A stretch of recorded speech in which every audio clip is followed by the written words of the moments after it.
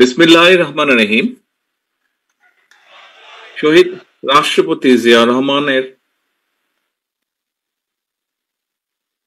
৮৯তম জন্মবার্ষিকী উপলক্ষে বাংলাদেশ জাতীয়তাবাদী দল আয়োজিত আজকের এই আলোচনা সভার সম্মানিত সভাপতি, বাংলাদেশ জাতীয়তাবাদী দলের সম্মানিত মহাসচিব জনাব মির্জা ফখরুল ইসলাম আলমগীর, মঞ্চে উপস্থিত স্থায়ী কমিটির সম্মানিত সদস্য সহ সম্মানিত আলোচকবৃন্দ এবং আমার সামনে উপস্থিত এই মঞ্চের সামনে এবং এই ঘরের বাইরে বিএনপি সহ সকল অঙ্গ সহযোগী সংগঠনের প্রিয় ভাই বোন নেতা কর্মীরা, আসসালামু আলাইকুম।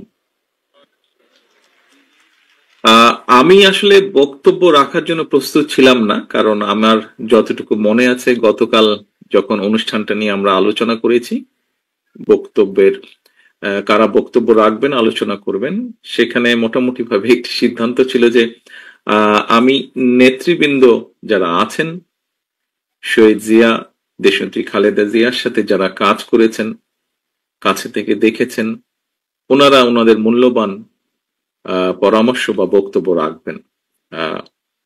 কিছুক্ষণ আগে আমাকে জানানো হলো যে আমাকে দুটি কথা বলতে হবে। আমি মানসিকভাবে ঠিক প্রস্তুত ছিলাম না। প্রিয় নেতৃবৃন্দ, প্রিয় সহকর্মীবৃন্দ, আমরা আজকে এখানে আলোচনা করেছি শহীদ জিয়া যখন বিভিন্ন সময়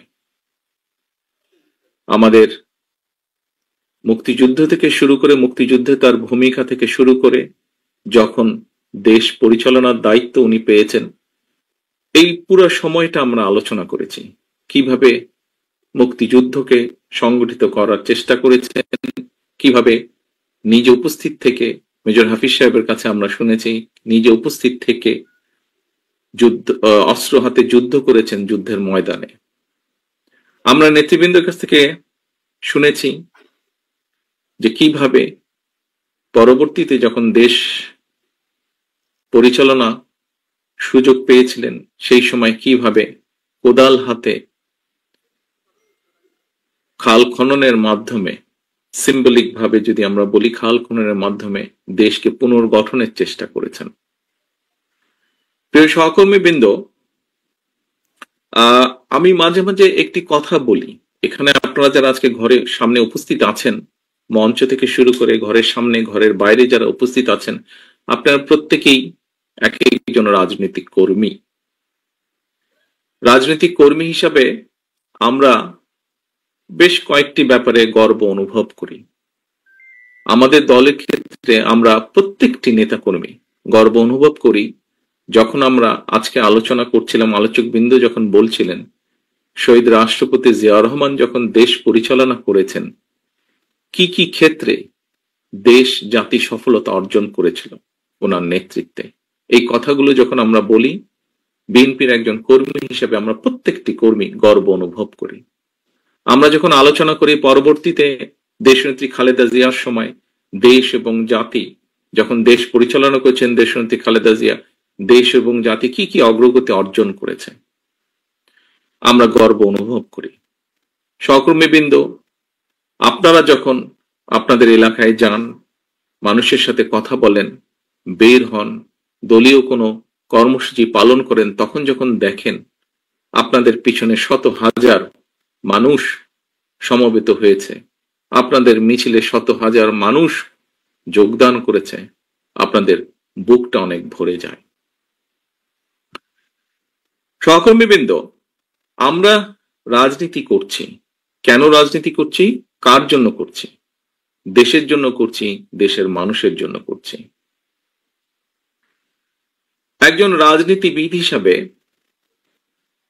যেই গর্বের কথাগুলো বললাম, এর পাশাপাশি বোধহয় আরেকটি বিষয় আছে।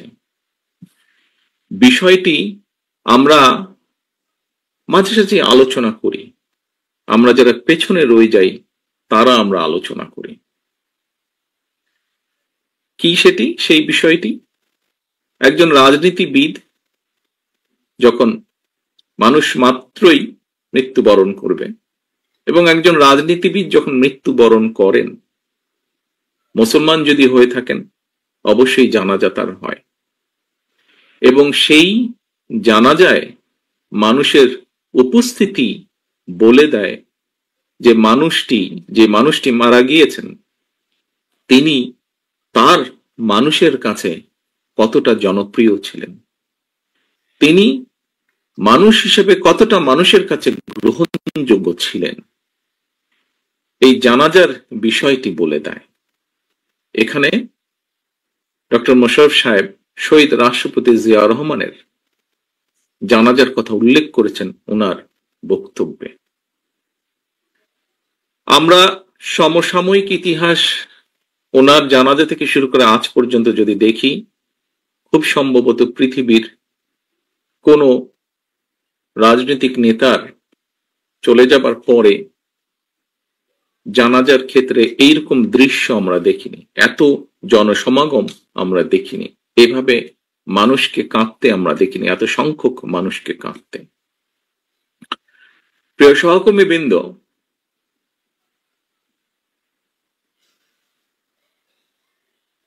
আমার মনে হয় যে আমাদের প্রত্যেকে মানুষ, এখানে যারা আজকে আমরা উপস্থিত আছি, প্রত্যেকে আমাদেরকে একদিন চলে যেতে হবে।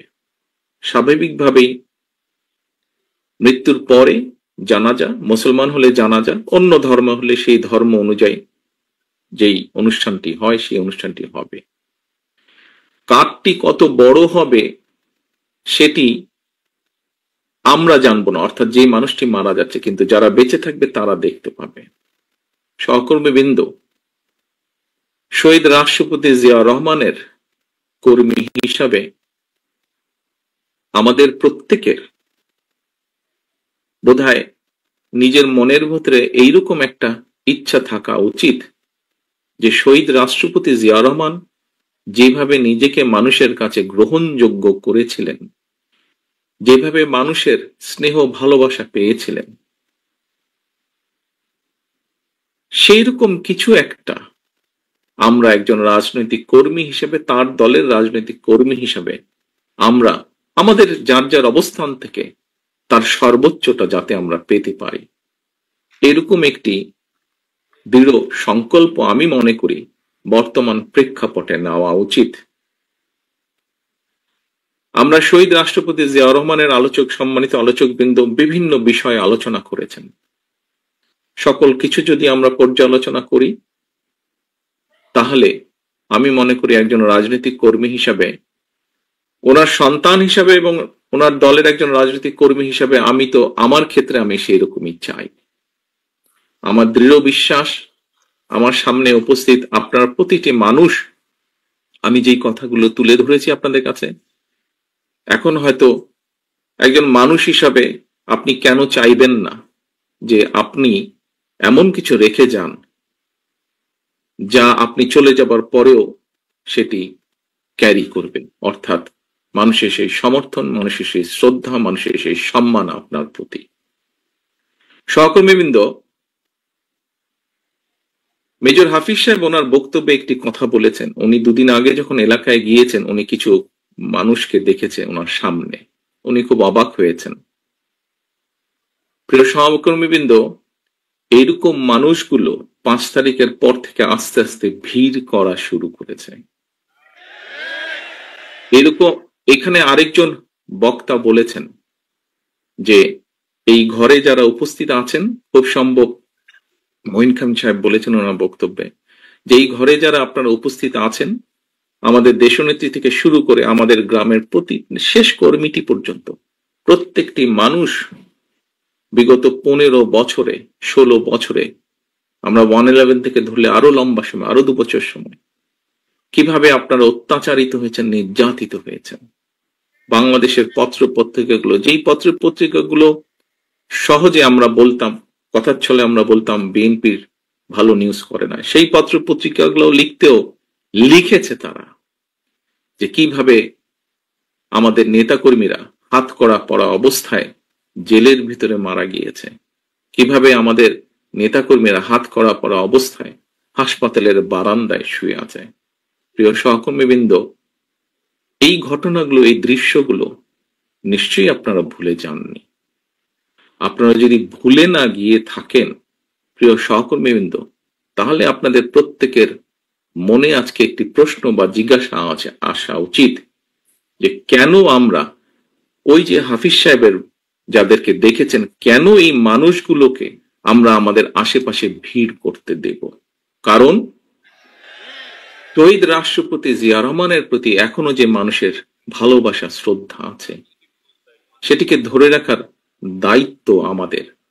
ওনার যেই পরিকল্পনা, যেই আশা, যেই আকাঙ্ক্ষা নিয়ে আমরা আলোচনা করেছি, ওনার যেই সফলতাগুলো নিয়ে আমরা আলোচনা করেছি, যা দেশ এবং দেশের মানুষকে উপকৃত করেছে, সেগুলোকে যদি আমাদের কন্টিনিউ করতে হয়, তাহলে অবশ্যই আমাদেরকে যেমন সতর্ক হতে হবে, আমাদের প্রত্যেকটি নেতাকর্মীদেরকে যেরকম সতর্ক হতে হবে, সচেতন হতে হবে, একসাথে একইভাবে যেটি মহাসচিব সাহেব ওনার বক্তব্যে বলেছেন যে মানুষের পাশে গিয়ে দাঁড়াতে হবে।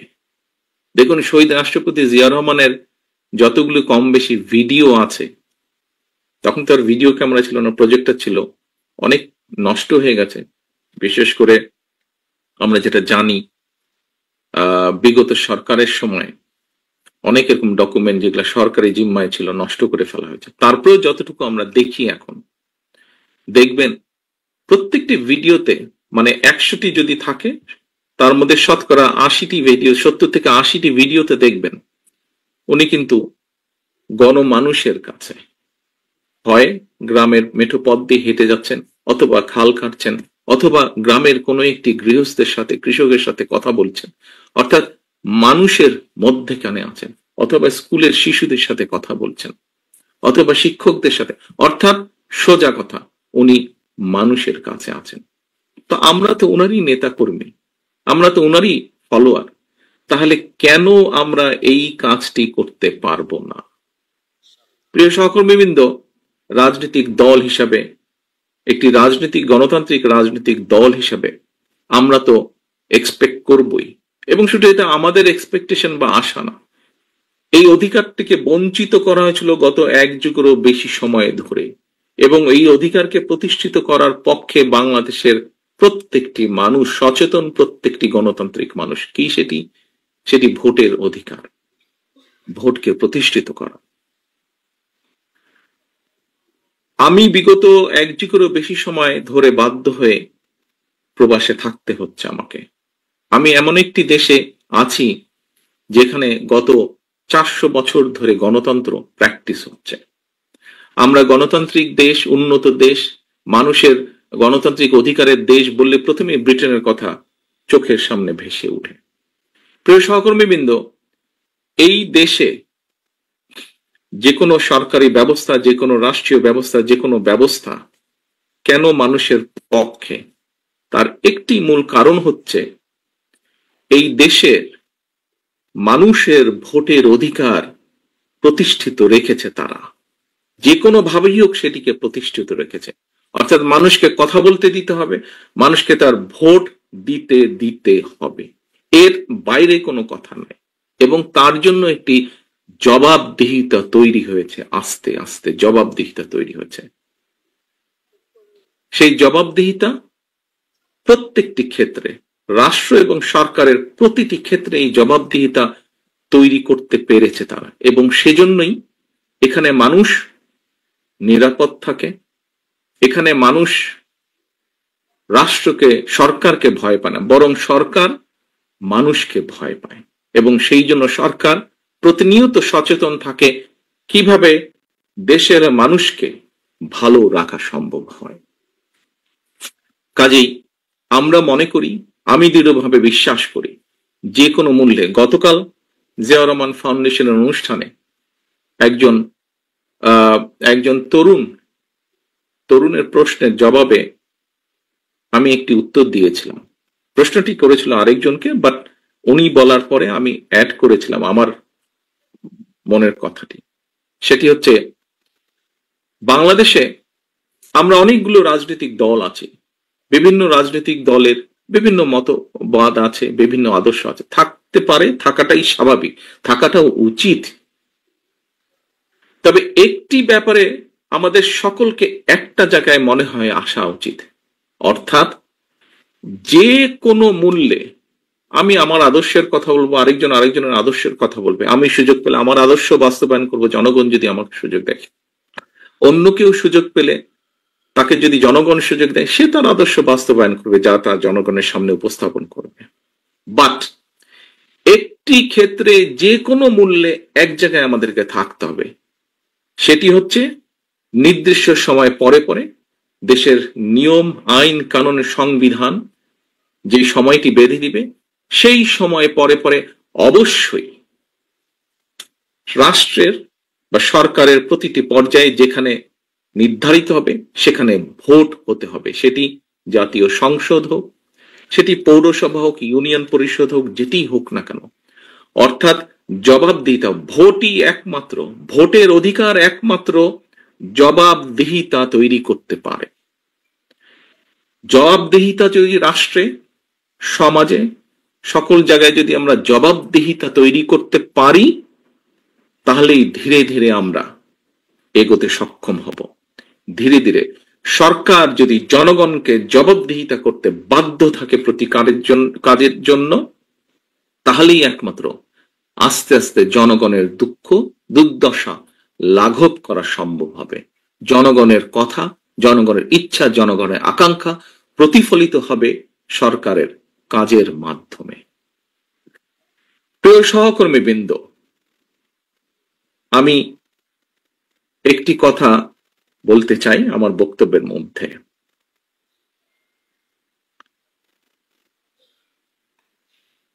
হাফিজ সাহেবের আবারও উদাহরণটি আমি টানতে চাই।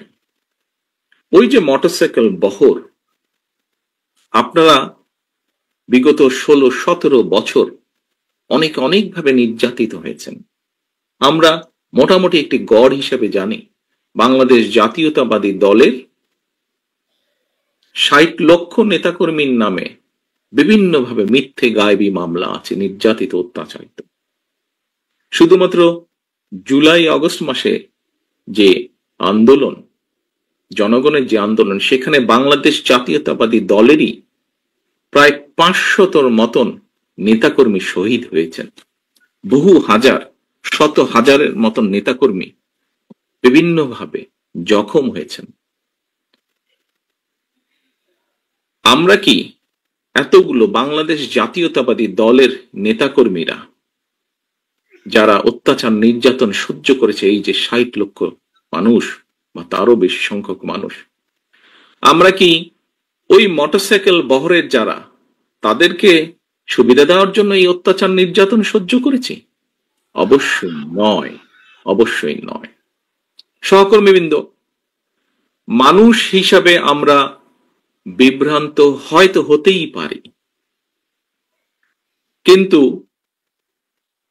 যে পরিস্থিতির ভিতর দিয়ে আজকে এই মুহূর্তে আমরা যেখানে এসে দাঁড়িয়েছি, সহকর্মীবৃন্দ, আমি বিনীত হাতে আপনাদের কাছে করজোরে অনুরোধ করব, এই ঘর বা এই ঘরের বাইরে নয়, সমগ্র বাংলাদেশে শহীদ রাষ্ট্রপতি জিয়াউর রহমান এবং দেশনেত্রী বেগম খালেদা জিয়ার যত সৈনিক, যত কর্মী আছেন, আপনাদের কাছে বিনীতভাবে অনুরোধ করব, দয়া করে আপনারা ওই মোটরসাইকেল আলাদেরকে ভিড় করতে দেবেন না। দয়া করে আপনারা নিজেদের প্রত্যেককে, দয়া করে আপনারা শহীদ রাষ্ট্রপতি জিয়া রহমানের জানাজার চিত্রটা মনে করবেন এবং দয়া করে আপনারা বিভ্রান্ত হয়ে বিভ্রান্তিকর কোনো কাজ করা থেকে বিরত থাকেন। সহকর্মীবৃন্দ, কথা প্রসঙ্গে সবাই বলে যে একটি নিরপেক্ষ নির্বাচন হলে, বিভিন্ন আলোচক বৃন্দ বলেন যারা বিএনপি করেন না, আপনারা বিভিন্ন টক শো দেখেন, আমিও দেখি, বরং হয়তো চেষ্টা করি একটু বেশি দেখতে, যেহেতু দেশ থেকে দূরে আছে। অনেকেই বলেন যে একটি দেশে স্বাভাবিক, সুষ্ঠু, নিরপেক্ষ নির্বাচন হলে বাংলাদেশ জাতীয়তাবাদী দলের সর্বোচ্চ সম্ভাবনা আছে সরকার গঠন করার। সহকর্মীবৃন্দ, আমি আপনাদের কাছে একটি প্রশ্ন রাখতে চাই। সেই মোটরসাইকেল আলাদের তাদের নিজ স্বার্থ উদ্ধারের জন্য, বা আমাদের কিছু নেতাকর্মী বিভ্রান্ত হয়ে যদি এমন পরিস্থিতির উদ্ভব হয় যেখানে অন্য কেউ সরকার গঠন করলো, তাহলে কি আপনি মনে করেন আপনি খুব ভালো থাকতে পারবেন?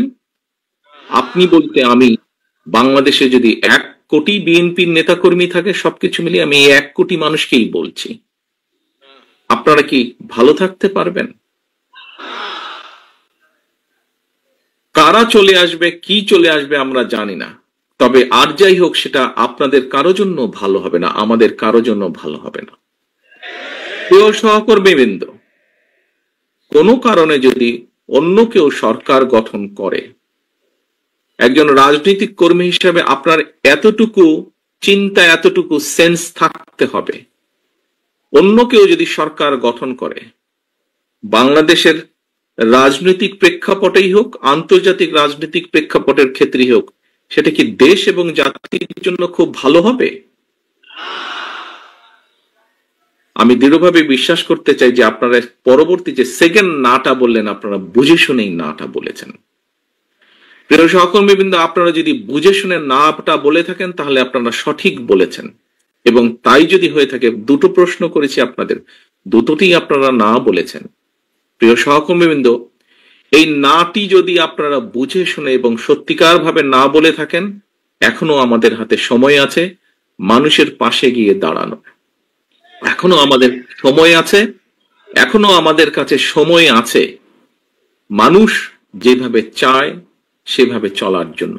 দিন শেষে কিন্তু রাজনৈতিক দল হিসেবে, রাজনৈতিক কর্মী হিসেবে যাই হোক, দিন শেষে কিন্তু আপনাকে ওই লোকটার কাছে, ওই মানুষটার কাছে, ওই ভোটারটার কাছে আপনাকে যেতে হবে। এটা তো বোঝেন নাকি? এটা তো বোঝেন। আমরা দুদিন আগে আমি একজন ব্যক্তির টক শো দেখছিলাম, উনি কথা প্রসঙ্গে বলছিলেন, সে আলোচক কথা প্রসঙ্গে বলছিলেন যে উনি এখনো ঠিক বুঝে উঠতে পারছেন না, যেই স্বৈরাচার পালিয়ে গিয়েছে তারা আবার মাথা ছাড়া দেওয়ার চেষ্টা করছে। চেষ্টা ঠিক আছে, করতেই পারে তারা, কিন্তু তারা যদি ভোটের মাঠে নামে, কি নিয়ে তারা মানুষের সামনে হাজির হবে?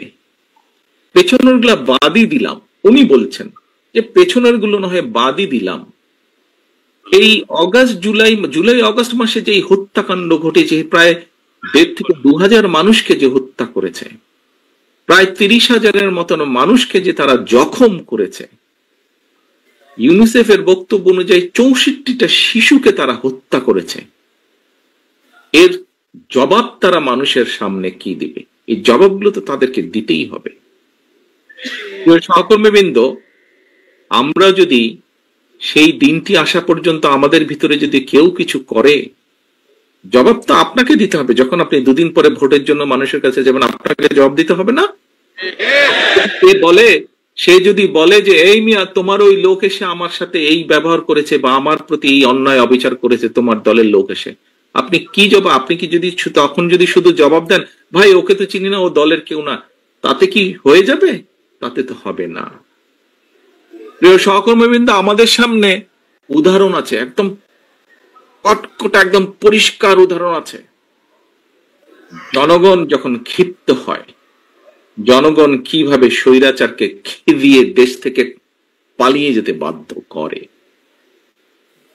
সহকর্মীবৃন্দ, মাত্র কদিন আগে, এখনো চোখের সামনে জল জল করছে সেই উদাহরণ। জনগণ যদি ক্ষিপ্ত হয়, যতই মনে মনে তৃপ্তিবোধ করেন বিএনপি সবচেয়ে বড় দল, আমি জানি হয়তো আমার এই কথাটার কিছু কিছু রিয়াকশন হলেও হতে পারে, বিভিন্ন জন বিভিন্ন ভাবে টুইস্ট করতে পারেন। দলীয় প্রোগ্রাম বলছি, তারপরে এটা তো দলীয় থাকবে না, এখানে সাংবাদিক ভাইরা আছেন, ইন্টারনেটে কানেক্টেড, এটা বেরিয়ে যাবে। বিষয়টি হচ্ছে যে জলজল করছে সেই উদাহরণ, কাজেই দিন শেষে কিন্তু সেই জনগণ, আমরা সকলে সেই জনগণের সমর্থন পাওয়ার চেষ্টা করছি। কাজেই সমর্থন যদি পেতেই হয়, কেন আমরা সত্যিকার ভালোভাবে সেই সমর্থন নেওয়ার চেষ্টা করব না? কেন আপনি অন্যায়ের বিরুদ্ধে চোখ বন্ধ করে রাখবেন? প্রিয় সহকর্মীবৃন্দ, দিন শেষে সেই জনগণের কাছেই যেতে হবে। জনগণ যদি মুখটা ফিরিয়ে নেয়, আপনার আমার কিন্তু কোনো স্থান নেই। যত বড় যাই হই না কেন, আমরা নিজেরা যত বড় যাই মনে করি, জনগণ যদি মুখ ফিরিয়ে নেয়, এবং নাম বলবো না, কিছু কিছু রাজনৈতিক শক্তি, যেই হোক না, যত ছোট বড়ই হোক না কেন, তারা বিভিন্নভাবে আমাদের বিপক্ষে, ওই মোটরসাইকেল আলাদের কিছু কাজ কামের কারণে তার সাথে আমাদের নেতাকর্মীদেরকে যুক্ত করে কিছু কিছু কথা বলার চেষ্টা করছে। আমাদেরকে সতর্ক সচেতন হতে হবে সহকর্মীবৃন্দ।